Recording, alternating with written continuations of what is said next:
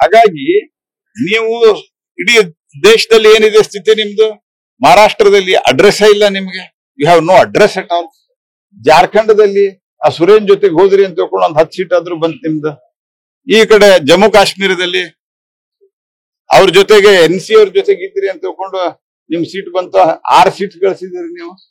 You are nowhere. ಹರಿಯಾಣದಲ್ಲಿ ಏನಾಗಿದೆ ನಿಮ್ ಸ್ಥಿತಿ? ಈ ರೀತಿ ಸುಳ್ಳು ಹೇಳಿ ಜನರನ್ನ ತಪ್ಪುದಾರಿಗೆ. ನಮ್ಮ ಉದ್ದೇಶ ಇರುವುದು ಬ್ಯಾಂಕ್ಗಳಿಂದ ಸರಳವಾಗಿ ಸಿಗ್ತದೆ. It is A banking system. Banking system ದಲ್ಲಿ ದುಡ್ಡು ಕೊಟ್ಟಿದ್ದಾರೆ. ಸಿದ್ದರಾಮಯ್ಯನವರು ಸುಳ್ಳು ಹೇಳೋದನ್ನ ನಿಲ್ಲಿಸ್ತಾರೆ. ಸಿದ್ದರಾಮಯ್ಯನವರು ಹೇಳೋದು ನಾವು ರೈತರಿಗೆ ಶೂನ್ಯ ದರದಲ್ಲಿ ಸಾಲವನ್ನ ಕೊಡ್ತೇವೆ ಅನ್ನುವಂಥದ್ದು. ಅಲ್ಲೂ ಕೂಡ 4 ಲಕ್ಷ ಹೆಚ್ಚು ಪಟ್ಟನ್ನ ಕಡಿಮೆ ಬಡ್ಡಿ ದರದಲ್ಲಿ ಕೊಡ್ತೇವೆ. ಕೇಂದ್ರ ಸರ್ಕಾರ ನಮಗೆ ತಾರತಮ್ಯ ಮಾಡುತ್ತೆ ಕೇಂದ್ರೀಯ ಬ್ಯಾಂಕ್ಗಳಿಂದ ಬರುವಂತದ್ದು ಅವ್ರು ಹೇಳುದು. ನೋಡ್ರಿ, ನಾನೀಗ ಇಷ್ಟೋ ತನಕ ನಿಮ್ಗೆ ಎಕ್ಸ್ಪ್ಲೈನ್ ಮಾಡಿದೆ. ನೀವು ಬೇಕಿದ್ರೆ ಇನ್ನೊಬ್ಬರಿ ನಾನು ಇದನ್ನ ನಿಮ್ ಚಾರ್ಟ್ ಹಾಕಿ ತೋರಿಸ್ತೇನೆ. ಕೇಂದ್ರ ಸರ್ಕಾರ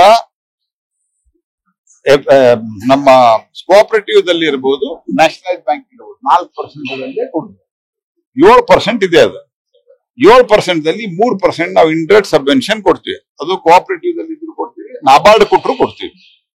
ಈ 4% ದಲ್ಲಿ ಕರ್ನಾಟಕದಲ್ಲಿ ಅದು 0% ಯಾಕೆ ಆಗ್ತದೆ ಅಂತಂದ್ರೆ, ಕರ್ನಾಟಕ ರಾಜ್ಯ ಸರ್ಕಾರ ಯಡಿಯೂರಪ್ಪನವರಿಂದಾಗ ಒಂದು ತೀರ್ಮಾನ ತಗೊಂಡಿದೆ. 0% ಮಾಡಿದ್ರೆ 4% ನಾವು ತುಂಬ್ತೀವಿ ಅಂತ. ಸೊ ಹೀಗಾಗಿ ರೈತರಿಗೆ 0% ಸಿಗ್ತದೆ. ಅದನ್ನೇ ನೀವು ನ್ಯಾಷನಲೈಸ್ ಬ್ಯಾಂಕ್ ಕೊಡ್ರಿ.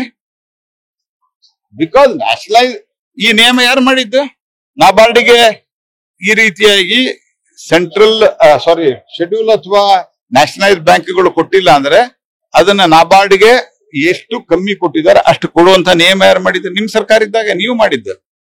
ನೀವು ಯಾವ್ದಾದ್ರು ಒಂದು ಆ ಸಂದರ್ಭದಲ್ಲಿ ಆಫೀಸರ್ಸು, ಟೆಕ್ನಾಲಜಿಸ್ಟ್ ಅಥವಾ ಬ್ಯಾಂಕಿಂಗ್ ಎಕ್ಸ್ಪರ್ಟ್ಸ್ ಏನ್ ಮಾಡಿದ್ದಾರೆ ಒಳ್ಳೆ ಸಂಗತಿಯನ್ನು ನಾವು ಮುಂದುವರೆದಿದ್ವಿ. ನಿಮ್ಮ ಭ್ರಷ್ಟಾಚಾರವನ್ನು ನಾವು ಬಂದ್ ಮಾಡಿದ್ವಿ. ಸರ್, ಈಗ DK ಶಿವಕುಮಾರ್ ಅವರು ಹೇಳಿದ್ದಾರೆ, ಸಿದ್ದರಾಮಯ್ಯ ಅವರ ಜೊತೆ ಇವತ್ತು ಇರ್ತೀನಿ, ನಾಳೆನೂ ಇರ್ತೀನಿ, ಸಾಯ ತನಕನೂ ಸಿದ್ದರಾಮಯ್ಯ ಜೊತೆ ಇರ್ತೀನಿ ಅಂತ ಹೇಳಿದ್ದಾರೆ. ಆದ್ರೂ ಮುಖ್ಯಮಂತ್ರಿ ಒಪ್ಪಂದ ಆಗಿತ್ತು ಅಂತ ಹೇಳ್ತೀನಿ.